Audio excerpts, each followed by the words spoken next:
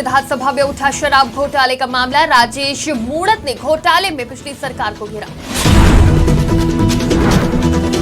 पोषण शक्ति निर्माण योजना का हुआ शुभारंभ। कार्यक्रम में पहुंचे पूर्व विधायक अवधेश चंदेल।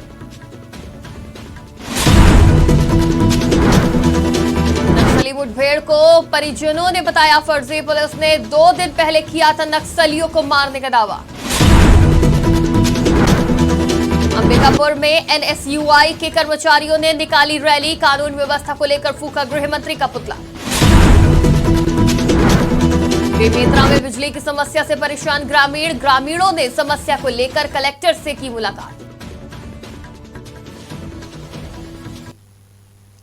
नमस्कार, आज की खबर में आपका स्वागत है। मैं हूं आपके साथ शिखा मेहरोत्रा। शुरुआत करते हैं छत्तीसगढ़ खबरों की।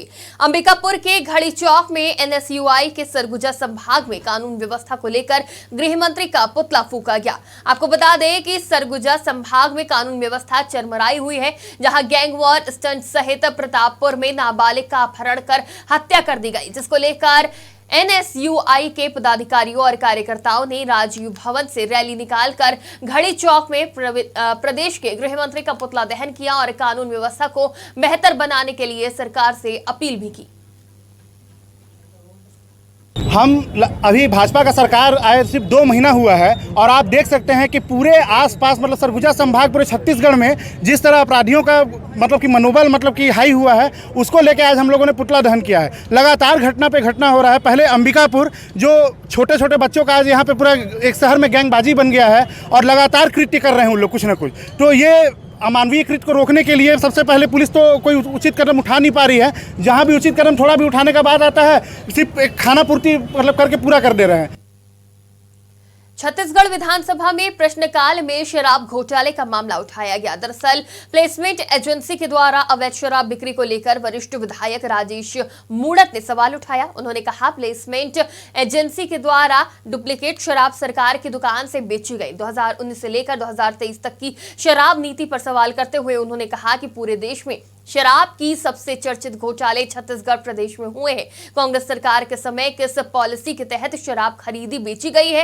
योजनाबद्ध तरीके से प्रदेश के राजस्व को हानि पहुंचाई गई है। सरकार की दुकान में 2 तरीके के दारू बिकी, शिकायत की गई लेकिन कोई कार्रवाई नहीं हुई। वहीं सरकार ने 700 पेज का उत्तर दिया है, लेकिन मंत्री ने प्लेसमेंट एजेंसी के खिलाफ जांच की घोषणा की है। मेरा यही कहना है कि पूर्व सरकार ने छत्तीसगढ़ सरकार के राजस्व पे जो योजनाबद्ध तरीके से नुकसान पहुंचाया, मिली भगत करके करोड़ों रुपए का जो चूना लगाया है, और ये इतना बड़ा स्कैंडल जब पूरे देश में चर्चा का हो चुका, कई लोग ईडी के चपेट में आ चुके हैं, कई लोग जेल में जा चुके हैं, ऐसे विषय को सरकार ने कहा गंभीरता से जांच चल रही है, हम प्लेसमेंट एजेंसी के खिलाफ में कार्रवाई करेंगे।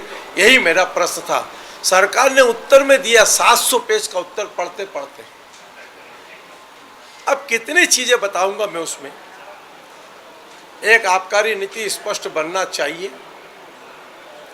अवैध व्यापार पे लोग रखना चाहिए, और मुझे पूरी उम्मीद है कि भारतीय जनता पार्टी की सरकार, विष्णुदेव साय के नेतृत्व में चलने वाली सरकार, जिस प्रकार से मंत्री जी ने आज कहा, पूरा 100% श्योर हूं कि उनके खिलाफ कार्रवाई होगी।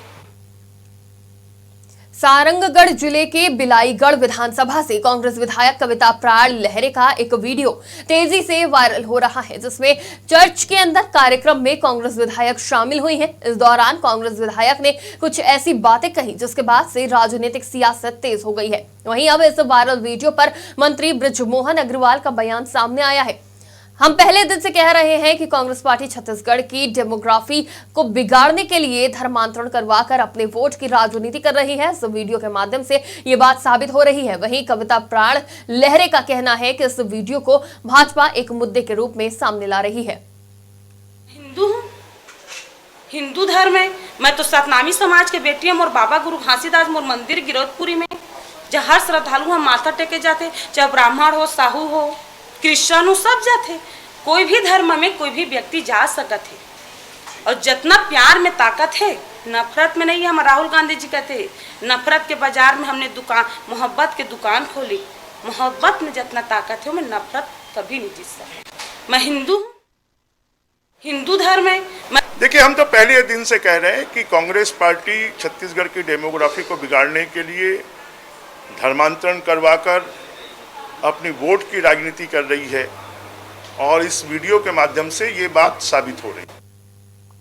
बेमेतरा विधानसभा क्षेत्र के अंतर्गत आने वाले हाई प्रोफाइल जनपद पंचायत बेड़ला के अध्यक्ष उपाध्यक्ष के खिलाफ सदस्यों ने अविश्वास प्रस्ताव लाया है। दरअसल 25 सदस्यों वाले जनपद पंचायत के 21 सदस्य कलेक्ट्रेट पहुंचे और जनपद पंचायत अध्यक्ष हीरा वर्मा और उपाध्यक्ष नवाज मुंशी खान के खिलाफ अविश्वास प्रस्ताव का आवेदन दिया।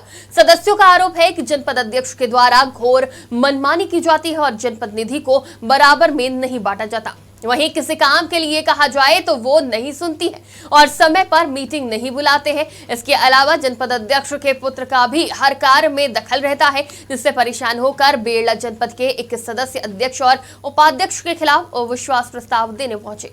अविश्वास प्रस्ताव इसलिए लाए हम लोग क्योंकि जब भी 15 वित्त या गौण खनिज या जो भी राशि आते हैं उसमें हमेशा किसी को ज़्यादा किसी को कम, मतलब कहा जाए तो एक भी बार हम संतुष्ट नहीं हुए इतने साल में।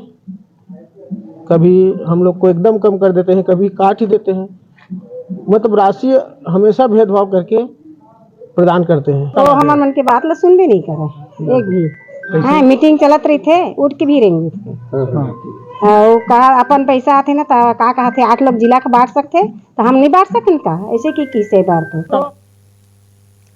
बेमेतरा के गुनार बोर्ड के शासकीय स्कूल के भोजन न्योता कार्यक्रम में पूर्व विधायक अवधेश चंदेल पहुंचे। वो भाजपा नेता विजय सिन्हा और भाजपा के कार्यकर्ता और नेताओं के साथ पहुंचे। बता दें कि प्रधानमंत्री की भोजन न्योता योजना समुदाय के बीच अपनेपन की भावना विकसित करने के उद्देश्य से शासकीय स्कूलों में भोजन न्योते का कार्यक्रम किया जा रहा है, जिसमें जनप्रतिनिधि के साथ ग्रामीण स्कूल के शिक्षक, भोजन बनाने वाली महिलाएं, सहायता समूह चलाने वाली महिलाओं के साथ बच्चों को मीठा भोजन, मिठाई, फल वितरित किया गया। दरअसल भोजन न्योता की अवधारणा मूल रूप से भारत सरकार की प्रधानमंत्री पोषण शक्ति निर्माण की गाइडलाइन के द्वारा मनाया जा रहा है। सभी समुदाय वर्ग के बच्चों में समानता की भावना पैदा करने में मदद मिलेगी, इस उद्देश्य से मनाया जा रहा है। प्रधानमंत्री पोषण शक्ति योजना के अंतर्गत छत्तीसगढ़ सरकार ने न्योता भोजन के नाम से माननीय मोदी जी के इच्छा के अनुरूप, केंद्र सरकार की इच्छा के अनुरूप एक कार्यक्रम प्रारंभ किया गया है। हमारे यहाँ प्राथमिक शाला गुनार बोर्ड में यह प्रोग्राम आज शुभारंभ हो रहा है। आने वाले समय में इस प्रोग्राम को और ज़्यादा अच्छे ढंग से और सभी स्कूलों में संपन्न कराया जाएगा। नवागढ़ विधानसभा के ग्राम पुटपुरा के किसान बिजली की समस्या से काफी परेशान है। वहीं परेशान ग्रामीण किसान जिला कलेक्ट्रेट पहुंचे, जहां अपर कलेक्टर अनिल वाजपेयी से मुलाकात कर बिजली की समस्या दूर करने की मांग की गई। किसानों ने बताया कि गांव में सब स्टेशन है, इसके बावजूद बीते 2 सालों से लो वोल्टेज बिजली कटौती का सामना करना पड़ रहा है और आसपास के आधे दर्जन से अधिक ग्रामीण बिजली की समस्या से जूझ रहे हैं। वहीं फसल सूखने की कगार पर है, जिससे परेशान होकर सैकड़ों की संख्या में ग्रामीण किसान कलेक्ट्रेट पहुंचे और जल्द से जल्द इस समस्या का समाधान करने का मांग की। हाँ, मैं बिजली संबंधित हम मना रहे हैं। काबर हमारे यहाँ पुटपुरा में सब स्टेशन हो 8-10 साल हो गए और लेकिन हमारे गांव में पुटपुरा में सब स्टेशन बने हैं। पुटपुरा वाले मन हमला दुख तकलीफ मिले थे, बड़े दुख के बातें है ना। तो 2-3-4 साल हो गए ज़्यादा हमला तकलीफ एक स्थिति मिले थे। ओकर जो कैपेसिटर है कम है, छोटे है, ऐसे की ही मन बताते कौन मन बिजली विभाग मन और यही मन और रोज के बांटा थे, गांव में बांटत जा रहे थे। कांकेर में पुलिस नक्सली मुठभेड़ एक बार फिर सवालों के घेरे में है। कांकेर पुलिस ने दावा किया था कि 25 फरवरी को जवानों और नक्सलियों के बीच थाना कोयली बेड़ा क्षेत्रांतर्गत ग्राम भोमरा और उसके आसपास क्षेत्र में नक्सली कंपनी नंबर 5 के साथ मुठभेड़ हुई थी, जिसमें सर्चिंग पर कथित 3 नक्सली के शव बरामद हुए थे। पुलिस के दावे पर ग्रामीणों और परिजनों ने सवाल उठाए हैं और फर्जी मुठभेड़ कर 3 लोगों को मारने का आरोप लगाया है। परिजन अपने साथ मारे गए लोगों के बैंक पासबुक, आधार कार्ड, मनरेगा card, PAN card, voter ID card लेकर आए थे। परिजनों का आरोप है कि ये नक्सली हैं, तो इतने सारे डॉक्यूमेंट कहां से आए। वहीं पूरे मामले को लेकर कांकेर एसपी ने कहा कि हर मुठभेड़ के बाद नक्सली ग्रामीण और परिजनों को सामने रखकर इस तरह के आरोप लगाते हैं। पुलिस ने कुछ गलत नहीं किया है। अगर ग्रामीण परिजन को लगता है कि गलत है तो मैजिस्ट्रियल जांच में अपनी बात कहेंगे। ये इन लोगों की घटना दुख की बात है। इन लोग नहीं, आदिवासी लोग जंगल से आश्रित रहते हैं और हमेशा जंगल से लकड़ी से लेकर पूरा जंगल से ही रस्सी पत्ता सब लाके जीवन यापन करते हैं।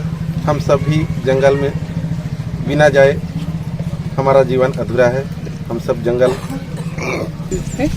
बिना जंगल जाए हमारा जीवन नहीं चलता है। शिनाख्त हुआ है और उनके परिजन भी आए हैं, उनसे संपर्क हुआ है और पीएम के बाद उनको बॉडी हैंड ओवर किया जाएगा। अभी तो पूरा रिकॉर्ड हमारे पास नहीं है, लेकिन अभी तो आइडेंटिफिकेशन हुआ है, आगे जानकारी मिल जाए। हाथी पहचान हुआ है, वो मरदा और कोयलीबेड़ा के आसपास के गांव के। ये जानकारी अभी प्राप्त नहीं है। यदि उनको कोई शक है या उनको लगता है कि ये गलत है तो मैजिस्ट्रियल जांच में अपना पक्ष रख सकते हैं। पुलिस की तरफ से किसी प्रकार का गलत काम नहीं हुआ है। ये मुठभेड़ हुआ है जहाँ पे राजू सलाम और उसके टीम मिलिट्री कंपनी वाले थे, और हर घटना के बाद, मुठभेड़ के बाद इस प्रकार के आरोप नक्सली द्वारा करना सभी को विदित है। पैन कार्ड, आधार कार्ड और नक्सली संगठन में कोई कनेक्शन नहीं है। कई लोग आप जानते भी हैं गांव में रहते हैं और नक्सलियों का काम करते हैं। कई लोग शहरों में रह के भी काम करते हैं। उनका पहचान पत्र होना और नक्सली में काम करने में कोई कनेक्शन नहीं। छत्तीसगढ़ की खबरों में फिलहाल इतना ही। देश और दुनिया की तमाम खबरों के लिए देखते रहिए आज की खबर।